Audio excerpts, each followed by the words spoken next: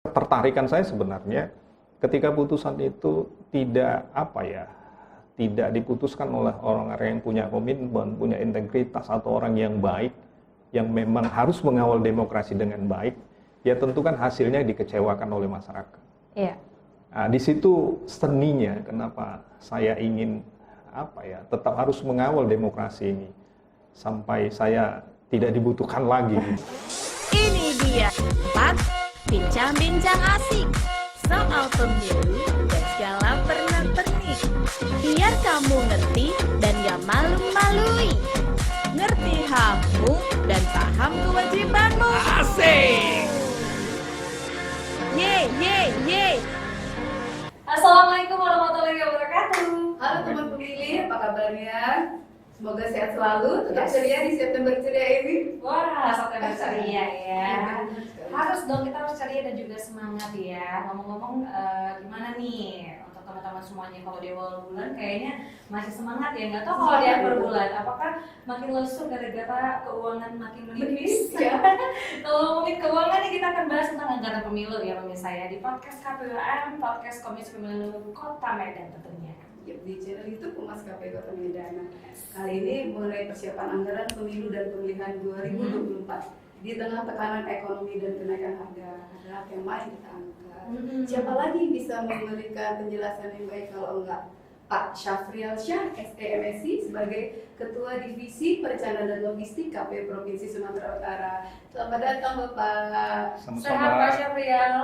Sehat, alhamdulillah sehat. Semangat ya hari ini ya. Nah, kita Terima akan kasih sudah obrolin. meluangkan waktunya juga ya. Betul, terima kasih udah hadir di sini di kafe kita. Di kafe. Boleh sambil minum ya Pak Syafrial ya. Iya. Nah, kali ini kita akan bahas tentang anggaran pemilu dan pemilihan 2024 ya. Kalau kemarin baru aja diumumkan sama pemerintah, BBM naik ya. Kemudian harga bahan pokok juga naik. Kayaknya juga berdampak sama kita semua nih, seluruh masyarakat ya. Pengguna transportasi terasa itu kan Betul. Apakah di anggaran pemilu sendiri ada perubahan atau bukan penyesuaian. Nah, jadi sebagai koordinator divisi perencanaan nih Pak, tentu kan saat ini disibukkan dengan merencanakan, mensinkronisasi kebutuhan tahapan untuk di pemilu dan pemilu kada, serta berkoordinasi dengan stakeholder Pemda gitu kan Pak, khususnya untuk pilkada ya.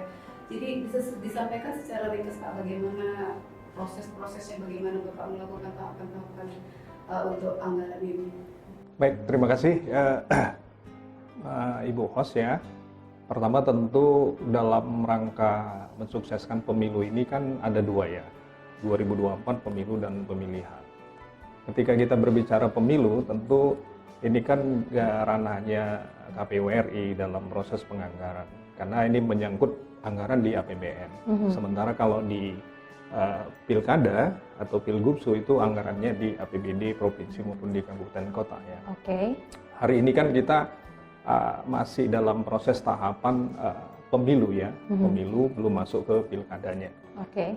Kalau menyangkut anggaran pemilu, tentu ini kan sudah mungkin masyarakat sudah banyak yang tahu bahwa terkait dengan penganggaran pemilu ini sampai sejauh ini tidak ada persoalan karena sudah dibahas bersama antara KPU RI juga pemerintah di Komisi 2 dan dalam hal ini Mendagri gitu kan, dan itu sudah disepakati kebutuhan berapa banyak untuk menghadapi pemilu 2024. Sejauh ini tidak ada persoalan terkait anggaran pemilu 2024. Berarti nggak ada kesulitan ya Pak ya, apalagi kan sekarang masih di masa pandemi COVID-19 ya? Ya. Kira-kira bagaimana? Ya sejauh ini memang kalau yang kita lihat dan kami rasakan di level provinsi, sejauh ini tidak ada persoalan terkait dengan anggaran karena proses pembahasan ini kan sejak 2021 juga sudah terbahas, kemudian 2022 ini tahapan kemarin kan sudah dimulai di bulan Juli gitu. Tentu sejauh yang kami alami di level provinsi, khususnya di Provinsi Sumatera Utara, baik di 33 kabupaten kota terkait dengan anggaran ini tidak ada persoalan sama sekali. Oke, nah jadi kan situasi tekanan ekonomi yang tadi saya bilang di awal kan adanya kenaikan bahan pokok ataupun perencanaan anggaran dari yang sudah disusun apakah KPU akan minta tambahan dana ataupun melakukan efisiensi anggaran?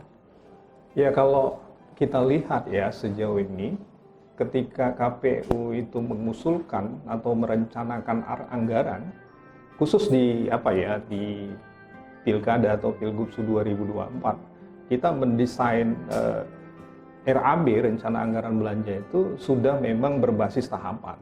Artinya tidak ada tertinggal, karena tahapan itu harus didukung oleh anggaran. Tidak satu pun tahapan itu yang tidak berbasis anggaran.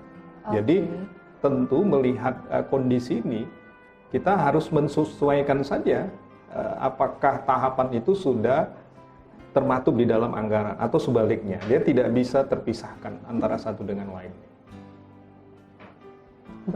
Berbanding lurus ya, bersamaan iya, ya. Bersamaan dia. Oke, terus katanya anggaran pemilu 2024 untuk tahun ini belum sepenuhnya cair, Pak. Apakah benar? Karena dia berbasis tahapan, dia kena di 2022, karena tahapan itu kan dimulai di 2022 ya. Iya. Kemudian nanti dilanjutkan di 2023 dan juga di 2024. Karena di hari H-nya itu kan di 2024. Tapi proses tahapan itu sudah dimulai di 2022. Tentu kalau anggaran berbasis 2022 itu secara prinsip itu sudah sangat terpenuhi. Kalau untuk 2022 ya. Iya. Nah, nanti untuk 2023 itu berproses lagi. Tapi dia secara akurat itu sudah tertampung secara keseluruhan di 2022, 23 dan 2024 sudah tertampung semua. Tinggal nanti bagaimana proses kebutuhannya. Karena kan KPU ini ketika melakukan penganggaran, usulan penganggaran yang sudah diakomodir itu, dia berdasarkan tahapan yang mau dikerjakan. Kan nggak mungkin juga ketika 2002, sementara tahapan untuk hari H itu belum dilakukan atau kegiatan kampanye belum dilakukan, kan nggak mungkin juga ditarik anggaran untuk kampanye, ditarik untuk di anggaran 2022. Oke. Berarti ada timing-timingnya. Iya, ada tahapan-tahapannya. Sesuai tahapan. Iya. Sesuai dengan tahapan. Oh, baru paham nih kita sekarang ya.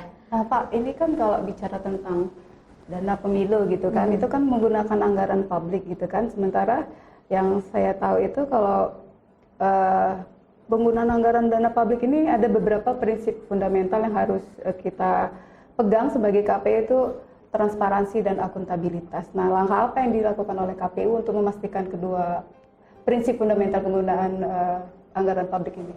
Memang begini, prinsip ajas penyelenggara pemilu kan salah satunya adalah ajas transparansi dan akuntabilitas. Bagaimana membuktikannya gitu kan? Artinya ini kan menyangkut anggaran rakyat yang digunakan untuk pemilu. Karena kewajiban juga pemerintah untuk mengakomodir kegiatan perehatan 5 tahun dalam pemilu maupun pilgub dan pilkada. Ya tentu KPU dalam hal ini harus menunjukkan transparansinya. Karena konsep transparansi itu kan harus terbuka secara sungguh-sungguh dia ya. Bisa dilihat orang gitu kan. Ya. Tapi kan tidak juga semuanya bisa. Misalnya masyarakat tuh bisa melihat sampai detail gitu kan.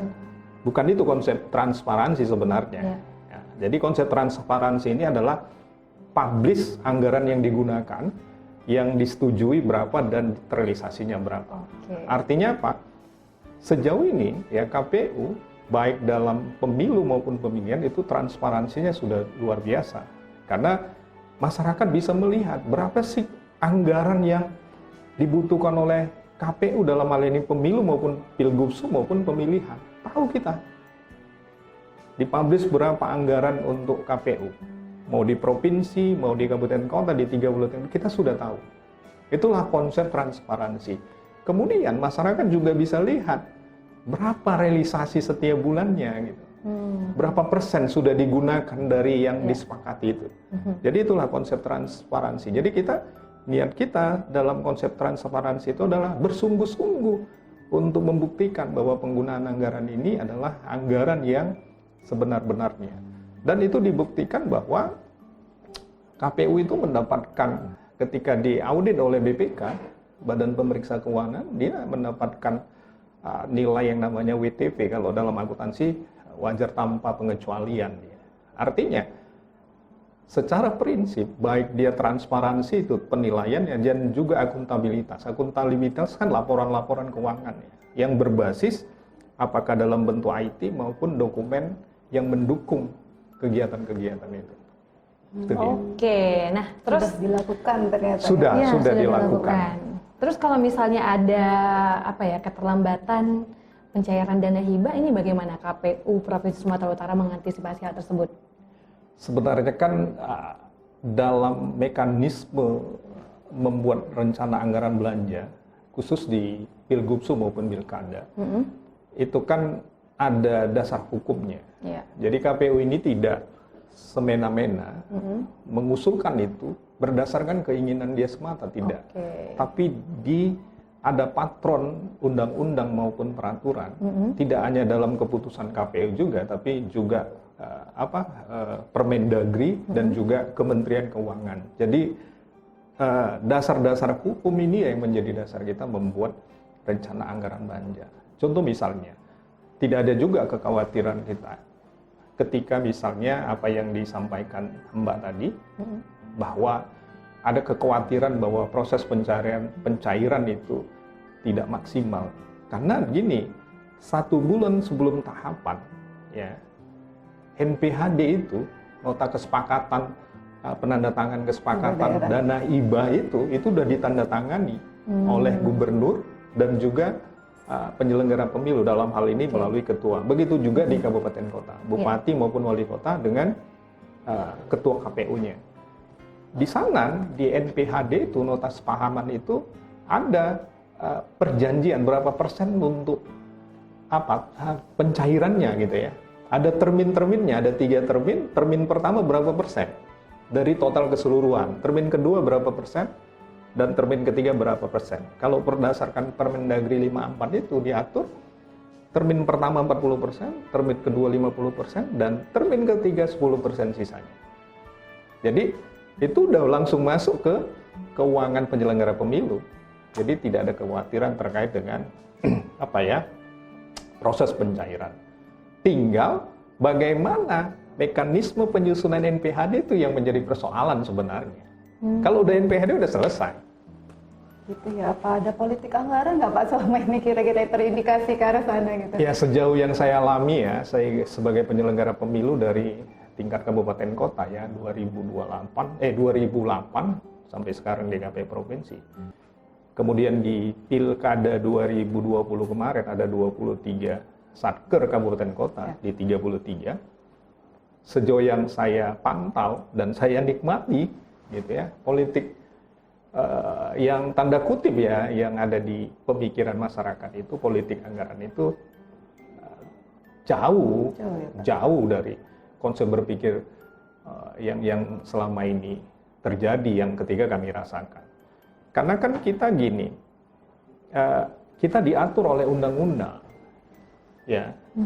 Kemudian format anggaran itu sudah diatur juga berbasis tahapan.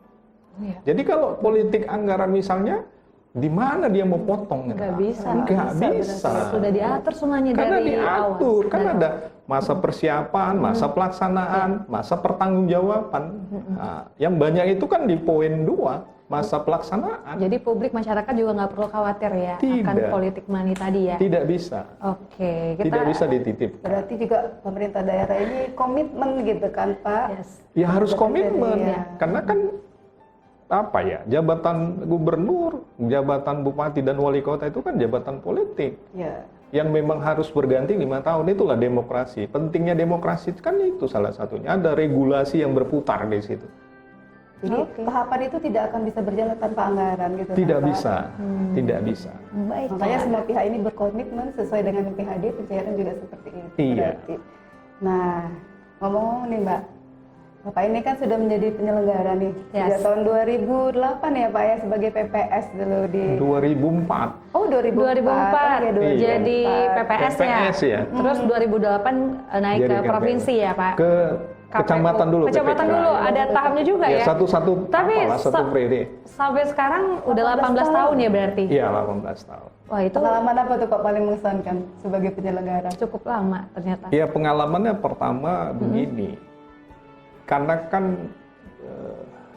penyelenggara pemilu ini kan wasitnya dari pemilu maupun pemilihan ya Iya. pilkada. Tentu ketika menjadi wasit akan muncul yang namanya keputusan. Siapa yang terpilih, kemudian siapa perolehan suara untuk siapa dan siapa, partai mana dan siapa, gitu, partai apa. Tentu yang saya alami itu ketertarikan saya sebenarnya ketika putusan itu tidak tidak diputuskan oleh orang-orang yang punya komitmen, punya integritas atau orang yang baik, yang memang harus mengawal demokrasi dengan baik. Ya tentu kan hasilnya dikecewakan oleh masyarakat. Iya. Nah, di situ seninya kenapa saya ingin tetap harus mengawal demokrasi ini sampai saya tidak dibutuhkan lagi gitu ya kan. Nah, gitu. Apalagi Pak Syafrial ini backgroundnya adalah dosen akuntan ya Pak ya. Akuntan. Luar biasa, terima kasih tentunya sudah mengawali demokrasi di Indonesia, memberikan kontribusi selama langsung ya 18 kan, Pak? tahun. Mudah-mudahan saya selalu ya Pak Syafrial ya. Kalau begitu kita Amin. Mungkin melanjutkan bisa ke KPU RI nanti Mbak. Amin. Amin. Sejarah itu ya Mudah-mudahan. Pak. Iya. Seperti sejarah panjang itu Pak Tut. Nanti kita lihat bagaimana Bapak nanti karir selanjutnya kita doakan semoga Pasti. nanti di KPU RI ya, Pak. Oke, kita mau tantang Pak Syafrial boleh ya Pak? Boleh, insya Allah ya. Pak Syafrial harus melanjutkan kata yang disebutkan sama Mbak Wulan, satu kata aja dan secara spontan ya. Iya. Nggak ada yang benar, nggak ada yang Oke. salah ini Pak. Apa Iya. kata pertama yang terlintas aja Bapak sebutkan. Siap Pak Syafrial? Siap. Oke, kita Mulai. mulai. 3, 2, 1. Pemilu 2024. Efisiensi, Oke. Anggaran. cair, Akuntabel. transparansi. Oke, keren sekali. Makasih Pak Syafrial Oke, sudah hadir sama-sama. bersama kita. Keren banget ya Pak Syafrial, Syah SMSI sudah sharing bersama kita pagi tentang pertanyaan-pertanyaan masyarakat seputar anggaran pemilu nih. Iya. Ya, jadi udah terjawab semuanya. Jangan khawatir, penggunaan anggaran itu transparan dan akuntabel. Jadi masyarakat juga bisa mengawasi gitu kan Pak. Right, kalau begitu terima kasih untuk teman-teman yang sudah menyaksikan kita. Jangan lupa nih, lagi-lagi kita ingatin, subscribe, like, dan juga komen, harus ramein channel YouTube kita Betul supaya sekali. tidak ketinggalan informasi-informasi seputar pemilu tahun 2024. Iya, follow juga nih Instagram, Twitter, dan Facebook KPU Kota Medan. Yes, kalau begitu kita berdua pamit ya. Saya Gina. Saya Irana Wanggulan. Terima kasih, sampai Assalamualaikum jumpa. warahmatullahi wabarakatuh. Asik.